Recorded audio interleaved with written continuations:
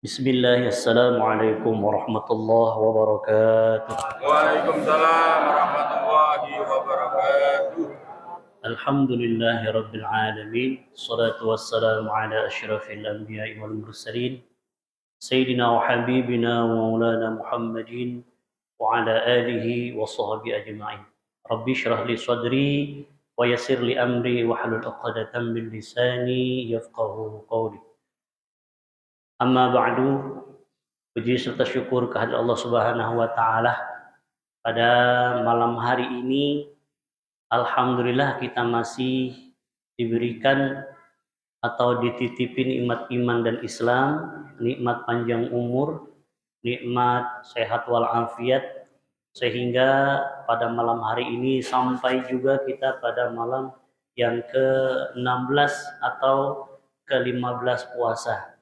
Mudah-mudahan dengan aktifnya kita, dengan banyaknya ibadah, zikir dan doa kepada Allah, mudah-mudahan Allah senantiasa sehatkan badan kita, terus kuatkan iman dan Islam kita dalam menjalankan ibadah Ramadan ini sampai akhir Ramadan, dan Allah pertemukan kita dengan Idul Fitri. Amin ya rabbal alamin. Salawat dan salam semoga tetap tercurah dan terlimpah kepada junjungan alam Nabi besar Muhammad sallallahu alaihi wasallam. Semoga dengan banyaknya bersalawat kepada beliau kita akan mendapatkan syafaatul uzma pada hari kiamat nanti. Amin ya rabbal alamin.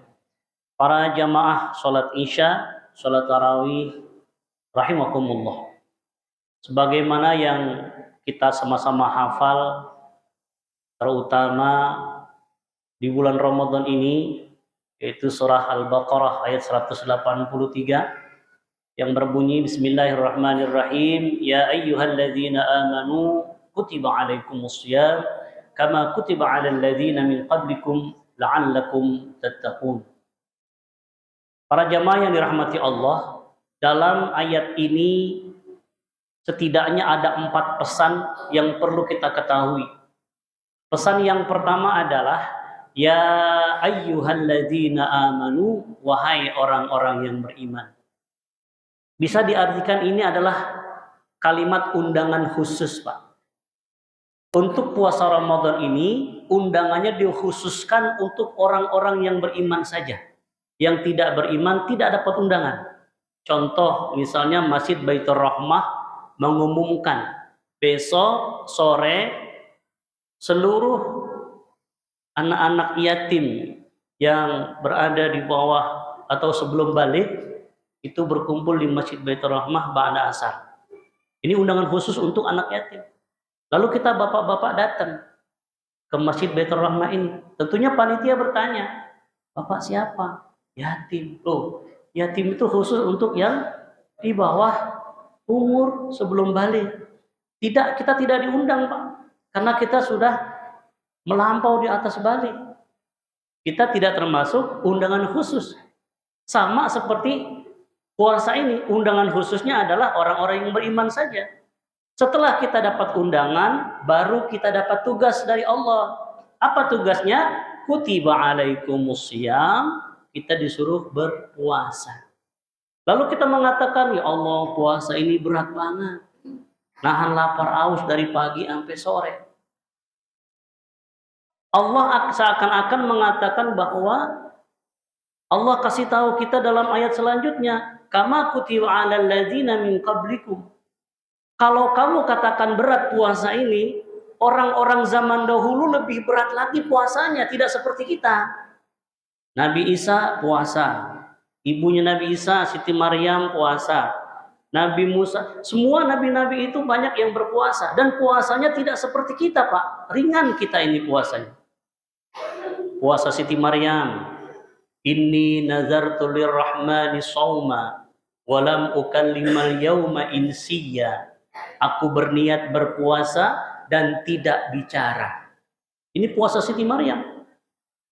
Uhilla lakum lailatas syiyamir rafasu ila nisaikum. Dihalalkan bagi kalian untuk berhubungan, mohon maaf, suami istri di waktu malam. Kenapa ayat ini turun? Untuk membantah puasa zaman dulu, Pak. Seakan-akan kita mengatakan puasa zaman kita sekarang ini mudah, ringan. Puasa orang-orang terdahulu tidak makan, tidak minum, tidak bicara, tidak berhubungan suami istri. Kita hanya sekedar tidak makan dan tidak minum saja sampai maghrib. Lalu goalnya apa? Tujuan Allah memberikan atau perintahkan kita puasa ini apa tujuannya? La'allakum tattaqun. Agar kita jadi takwa. Agar kita merasa diawasi selalu oleh Allah Subhanahu wa ta'ala. Karena kadang-kadang kita ada orang, kita tanya, Pak, kamu puasa buat apa? Supaya kebal. Tembak peluru, gak mempan. Kamu puasa buat apa? Supaya amalan peletnya mantap. Kamu puasa buat apa? Buat dapat pesugihan. Babi ngepet, pelet, santet. Itu semua pakai puasa semua, Pak. Orang-orang zaman dulu tuh kalau mau mantep, kalau mau manjur amalannya itu puasa. Tapi tujuan Allah nyuruh kita puasa bukan itu. La'allakum tattaqun, agar kita jadi orang yang bertakwa. Nah, sekarang apa itu takwa? Inilah hebatnya Islam ini, Bapak Ibu. Islam menurunkan Al-Quran itu tidak seperti buku lain. Kalau buku lain, takwa menurut antropologi, takwa menurut terminologi. Islam itu tidak seperti itu. Apa itu takwa? Puasa aja dulu, ntar kamu tahu seperti apa puasa itu. Seperti apa takwa itu kamu baru tahu kalau kamu puasa. Udah, puasa aja dulu. Besok nih, zuhur Pak, pada saat kita berwudu, itu kumur-kumurnya cuma sekali. Tapi buang ludahnya sampai berkali-kali itu Pak. Kenapa? Masih khawatir ada air di mulut kita. Itulah takwa sebetulnya. Lalu kita masuk ke dalam kamar mandi, bawa air segelas, kita minum misalnya. Jangankan satu gelas, kita minum satu ember, kita minum itu nggak ada yang tahu Pak.